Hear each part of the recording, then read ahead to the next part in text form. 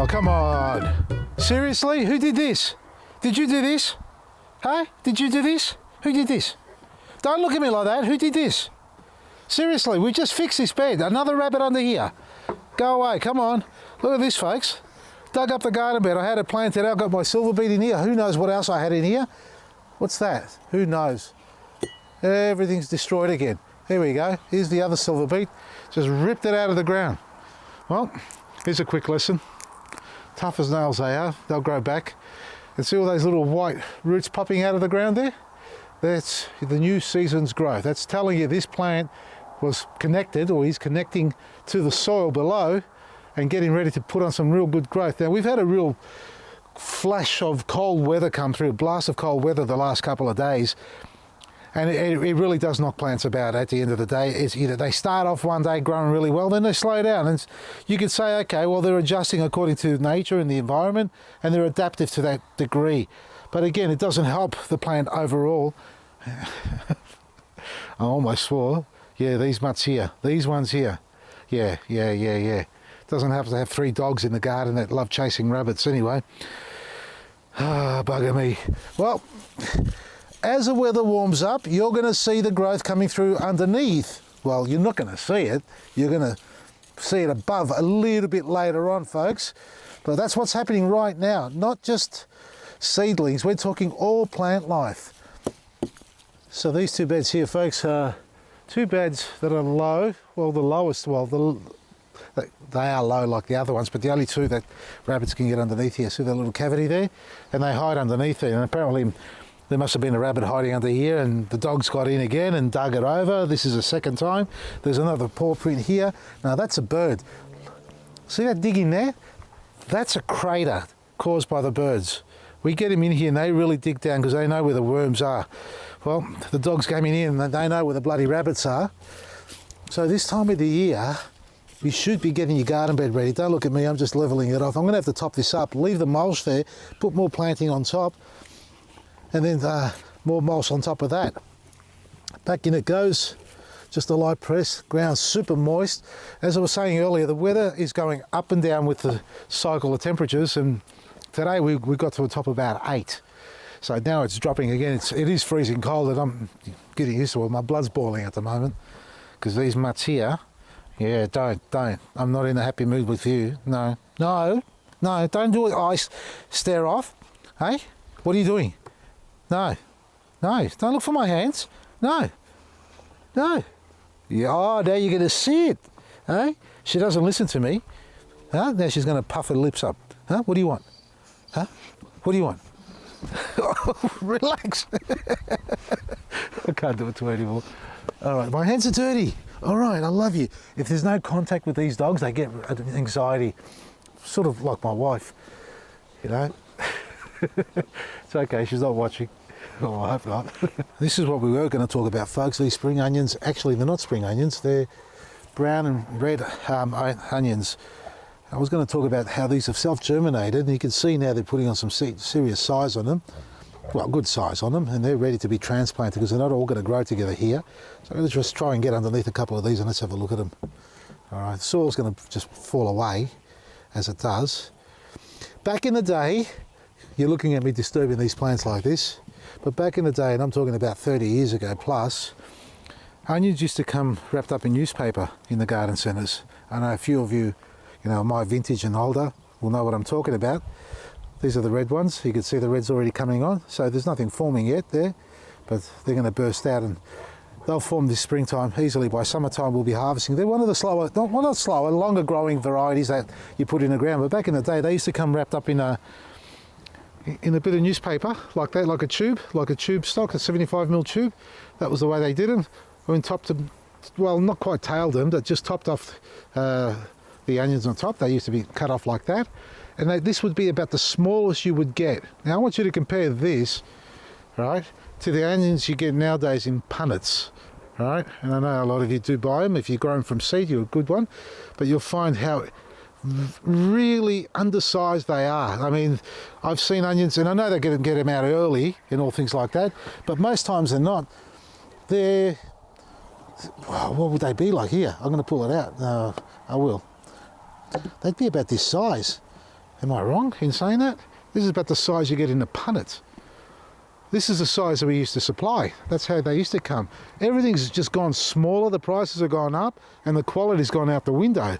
So, sow your own, self-sown. You've seen what I've got there, and well, this topic here today was all about transplanting onions and other things that self-germinate. And these are coming on beautifully. Now, I've got a few here to take off, and if you're finding they're lanky like this, all you need to do really is go through them and give them a light prune. Cut them back down to about there, about a third to half off the top, and then just put them out. So, for example, like these ones here, all right, you're not going to like this, but a lot of people probably do this, others don't. Take them down like that. That's a good size, and that's the size you want to transplant. For example, I'll put one back in here, like that, beautifully. See how upright that is? Now, this one here is fallen over. Again, don't let them sit over like that. Onions will transplant, no problems, right? Pinching them off the top like that's fine. Healthy plants, nothing to worry about. Back into the ground, like this, sitting upright, all right? That's what you need to do with your onions. Clean them up, prune them back, encourage new growth, and I'll pop the rest of these into the ground and liquid feed them. So you can see what I do here. There's a lot of self-germinating going on. We've got our onions and spring onions in here. Carrots over here, self-germinated. Parsley germinating everywhere. It's a sea of it. 1,000 leeks and onions again. It's crazy, isn't it? Cos lettuce over here. We've got purple leaf basil over there inside the hothouse. We've got another basil mint growing in here. Have a look at this. Year after year, it's germinating out everywhere. Here, there you go. Green curled endives popping up everywhere. Here, look over there, it's over there. There's more leeks and onions growing in there.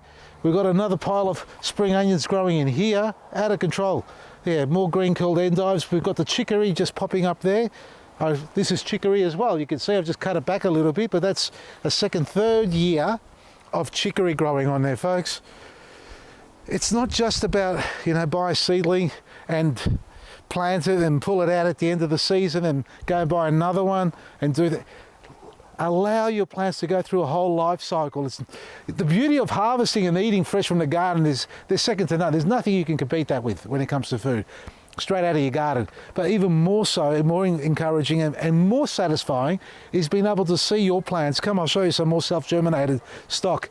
I do bugger all planting or, sowing at the moment, and some varieties that I haven't grown in here will, I will sow myself and grow on, and then the following year collect the seed and, if anything, allow it to fall down. Like the rockets, this is not the same rocket. This is a now self-germinated rocket, but it's up to its second year now, going for its life. So growing and collecting outpasses anything you can possibly do from a garden centre.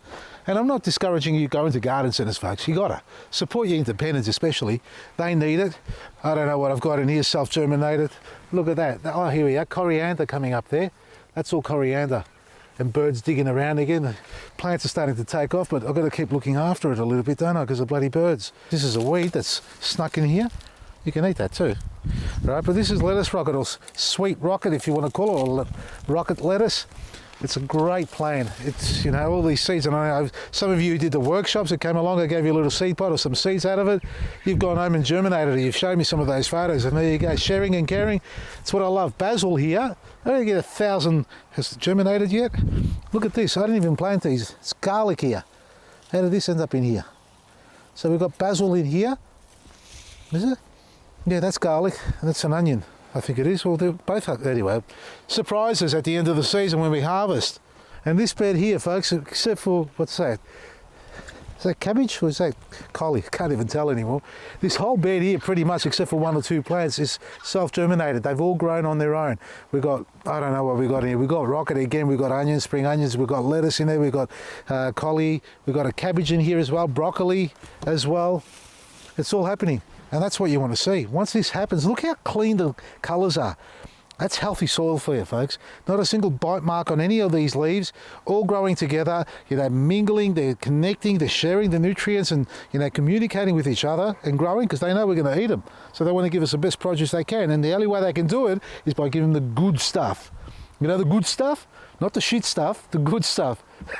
It may be a self-promotion here, but at the end of the day, we know what we're putting into our gardens. And for those who use our products, you know how good the stuff is as well. That's the whole thing. What you feed the soil is just like what you feed your gut. Don't expect to stay healthy or be able to regenerate yourself if you feed crap. Simple, the same with the soil. And I don't mean that literally putting crap in the soil. Some crap is good, but there's a lot out there that isn't. So make sure you do your research and understanding. Break my, you know what, if you want to learn more about what we do and how we do it. We will be sharing more behind the scenes as time comes on. But in the meantime, tune into 3AW. I'll be talking gardening this morning at 6:30 if you're watching it just as we've uploaded. And have a wonderful day, basically. Some of our outlets are open. Pop down, say hello, because they're family people like you who are opening their doors to make it easier for you to be able to shop online or walk into a store local where you can get our products and enjoy a wonderful, healthy garden. Vasili'sGarden.com is where you can find everything you need. From me, Vasili, Maresi.